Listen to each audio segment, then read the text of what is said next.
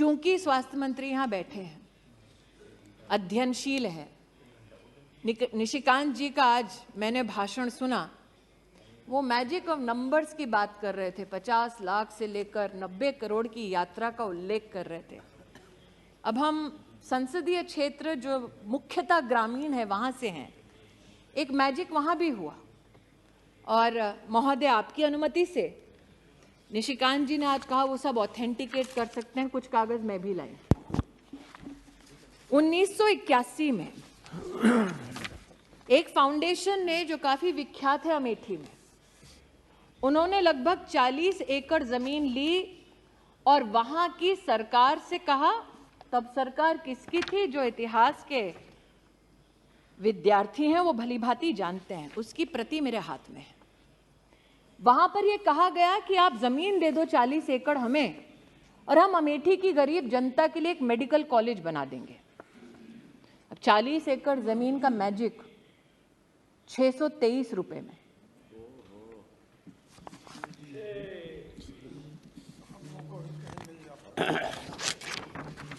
₹623 का रेंट और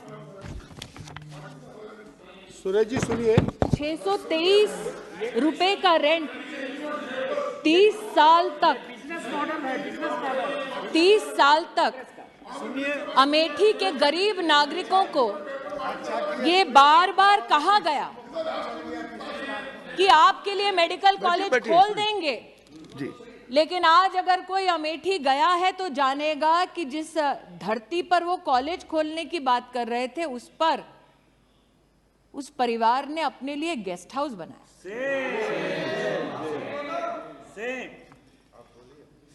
मैंने स्वास्थ्य मंत्री जी का उल्लेख इसलिए किया कि अपना और पराये का भेद न हो।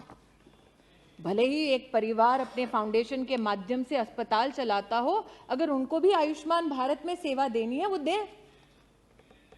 उसका प्रतीक स्वास्थ्य मंत्रालय के माध्यम से, मोदी सरकार के माध्यम से मैंने अपने संसदीय क्षेत्र में देखा।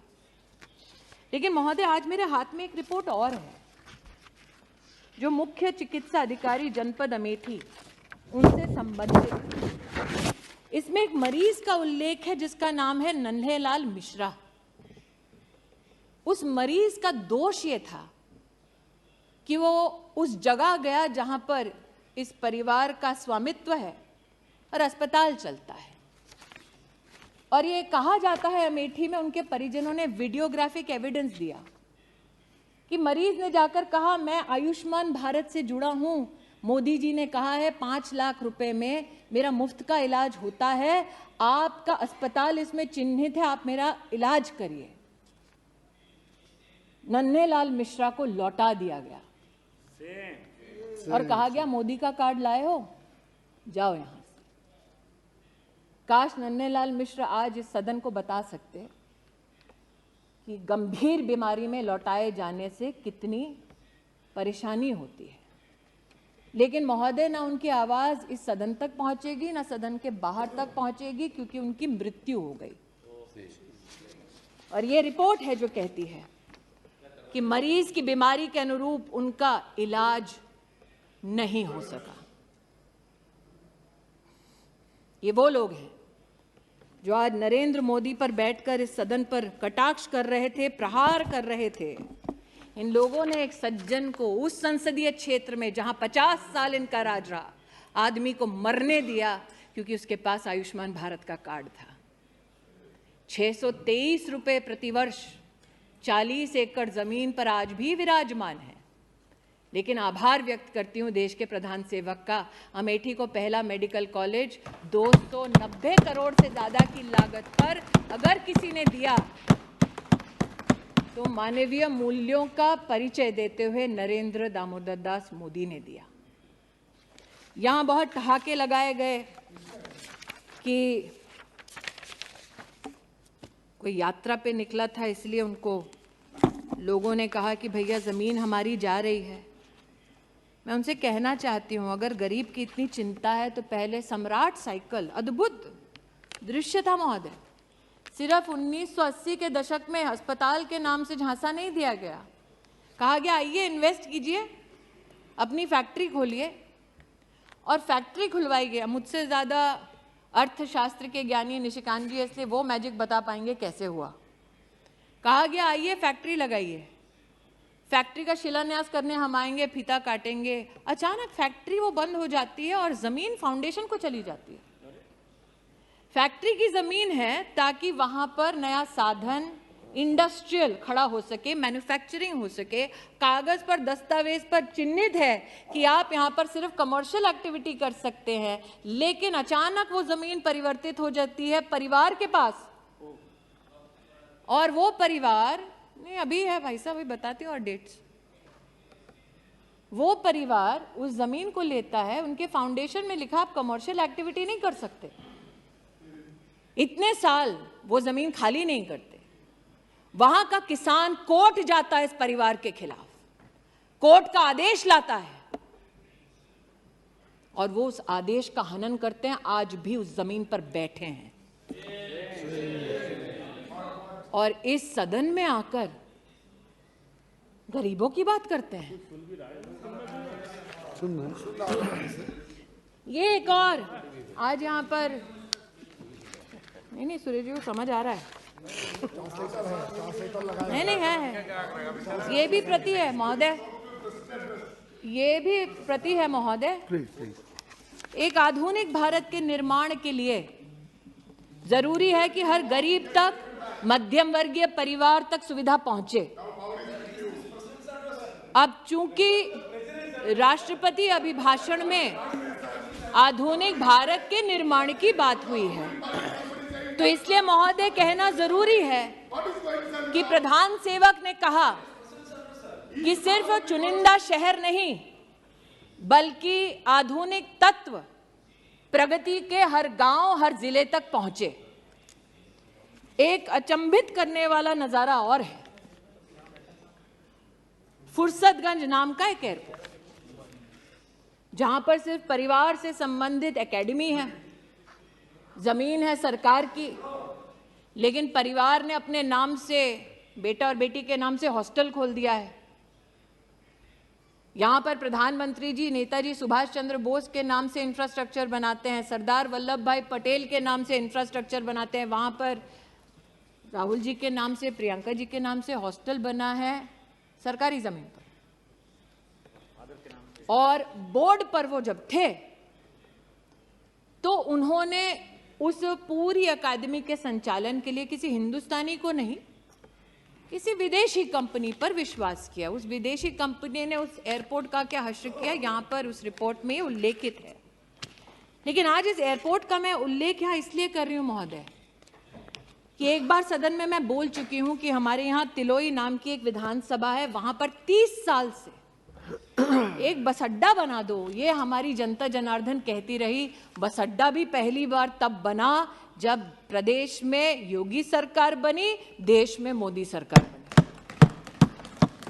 और आज अमेठी के सांसद के नाते मैं आनंदित हूं कि फुर्सतगंज एयरपोर्ट को अब उड़ान की स्कीम में सम्मिलित कर लिया गया है और अब अमेठी का साधारण नागरिक भी हवाई सेवा का इसमें फायदा उठा सकता है। इस बात से कोई इनकार नहीं कर सकता कि अमेठी की एक बार चर्चा होती थी और मैंने राष्ट्रपति जी के अभिभाषण का विशेष उल्लेख इसलिए भी किया। महामहिम राष्ट्रपति जी एक बहुत ही गरीब सामान्य परिवार से हैं और इस सरकार की एक बहुत बड़ी मानवीय उपलब्धि यह है कि पद्म पुरस्कार उनको जाता है जो धरातल पर काम करते हैं, मानवीय काम करते हैं, राष्ट्र का नाम रोशन करते हैं, बिना इस अपेक्षा के कि उन्हें सम्मानित किया जाएगा। जिसे सालों साल वीआईपी कॉन्स्टिट्यूएंसी कहा जाता था, वहां परिवार से संबंधित नेताओं को तमगा जरूर मिलता था, लेकिन अमेठी में पहली बार एक बेटी को स्पोर्ट्स में पद्म पुरस्कार अगर किसी ने दिया तो वो शोभा अमेठी की बढ़ाई हमारे प्रधान सेवक ने और वो आशीर्वाद दिया महामहिम राष्ट्रपति जी ने। मैं सुधा उस बेटी की ओर से आज आभार व्यक्त करती हूँ। मैं आज दिनकर जी को याद करती हूँ राष्ट्रकवि ने कहा था, प्रण करना है सहज, कठिन है लेकिन उसे निभाना। सबसे बड़ी जांच है व्रत का अंतिम मोल चुकाना। संकल्प मोदी ने किया और इसीलिए आज कीमत चुकाते हैं जब आप बिना किसी तथ्य के उन पर कटाक्ष करते हैं, उन पर आरोप मढ़ते हैं। जिन्होंने आज इस सदन में आरोप मढ़ा वो बताएं कि 40 एकड़ भूमि पर आज भी 623 रुपए क्यों देते हैं, वो भूमि छोड़ते क्यों नहीं और सरकार को वो भूमि लौटाते क्यों नहीं। जिन्होंने आज इस सदन पर कटाक्षों की लहर गिना दी, उनसे पूछती हूं, सम्राट साइकिल अमेठी के किसानों की जमीन आज भी क्यों उस खानदान ने हड़पी है, लौटाते क्यों नहीं कोर्ट ऑर्डर के बावजूद। लेकिन ये मात्र जमीनों की बात नहीं है महोदय, कुछ और तथ्य हैं जो इनको शर्मसार करेंगे। जहां 50 साल एक खानदान ने प्रतिनिधि बनकर इस देश की संवैधानिक स्थानों पर, कुर्सियों पर हक जताया, उन लोगों का उन्होंने क्या हश्र किया आज मैं बताना चाहती हूं।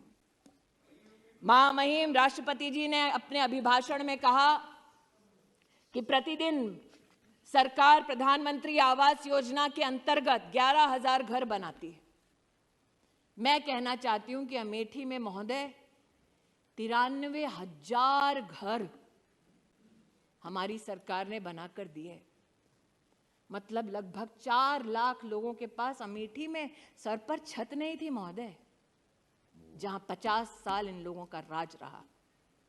महोदय, आज मैं बताना चाहती हूं, महामहिम राष्ट्रपति जी ने अपने अभिभाषण में उल्लेख किया कि 55,000 गैस के कनेक्शन प्रतिदिन दिए गए सरकार द्वारा। अमेठी में 2,14,440 लोगों को जीवन में पहली बार गैस का कनेक्शन तब मिला जब मोदी की सरकार बनी। ये जानना चाहते हैं क्यों मैं अपने लोगों की बात करूं, क्यों ना करूं। महामहिम राष्ट्रपति जी ने उल्लेख किया कि गरीब को मुसीबत के वक्त मुफ्त का राशन मोदी सरकार ने पहुंचाया। इस वर्ष 2 लाख करोड़ का व्यय हो रहा है। मेरी लोकसभा क्षेत्र में 18,72,000 लोग ऐसे हैं जिनको मुफ्त का राशन मिल रहा है। मैं उनकी ओर से आभार व्यक्त करती, क्यों ना करूं। 305 किलोमीटर सड़कें सिर्फ मेरे एक जनपद में बनी है महोदय। 5 गांवों का नाम सुना देती हूं। 50 साल में इन 5 गांवों तक कभी सड़क नहीं पहुंची थी। जवाब देना पड़ेगा इन लोगों को जो बड़ी बड़ी डींगे हाँकते थे कि अपने ही संसदीय क्षेत्र में। मैंने महोदय सुना था हिंदी में, दिया तले अंधेरा, चोर की दाढ़ी में तिनका, उल्टा चोर कोतवाल को डांटे। आज इन सारी हिंदी की जितने भी हमारी प्रोवर्ब्स हैं उनका एक दर्शन मैंने यहां किया है। उनको जवाब देना पड़ेगा। 5 गांव के नाम भी बता देती हूं जहां सड़क ही नहीं पहुंची कभी। इसलिए महोदय, आज महामहिम राष्ट्रपति जी के अभिभाषण पर आभार मैं इसलिए व्यक्त करती हूं कि देश में पहली बार आदिवासी समुदाय की एक बेटी को, एक महिला को राष्ट्र के सबसे उच्च संवैधानिक पद पर मात्र नरेंद्र भाई मोदी के प्रयासों से पहुंचाया गया। इतना ही संतोष नहीं कर रही हूं, मैं गौरव करती हूं इस बात का कि अगर आप समुचित सरकार का आदिवासी क्षेत्र के लिए बजट देखिए तो जब कांग्रेस की सरकार थी तो 19,000 करोड़ रुपया खर्चा करते थे, पूरी सरकार को कहते थे, और जब मोदी जी की सरकार बनी तो 88,000 करोड़ रुपया मात्र आदिवासी परिवारों के लिए हमारी सरकार ने व्यय किया। क्योंकि मैंने दिनकर जी का उल्लेख किया तो आप तो वरिष्ठ हैं महोदय, आप राष्ट्र कवि का कई बार कई भाषणों में उल्लेख भी कर चुके हैं, कई चर्चाओं में उनका उल्लेख कर चुके हैं। उन्होंने कहा था कि सच है विपत्ति जब आती है कायर को ही दहलाती है। वो कौन था जो कहता था विदेश से वैक्सीन लाओ? वो कौन था जो कहता था हिंदुस्तान की वैक्सीन ना लगाओ? और वो कौन था जिसने कहा कि विदेश पर नहीं अपने देश पर भरोसा करो, वैक्सीन यहां बनाओ और हर हिंदुस्तानी को मुफ्त लगाओ? उस शूरमा का नाम मोदी। इसलिए आज इतना ही कहती हूं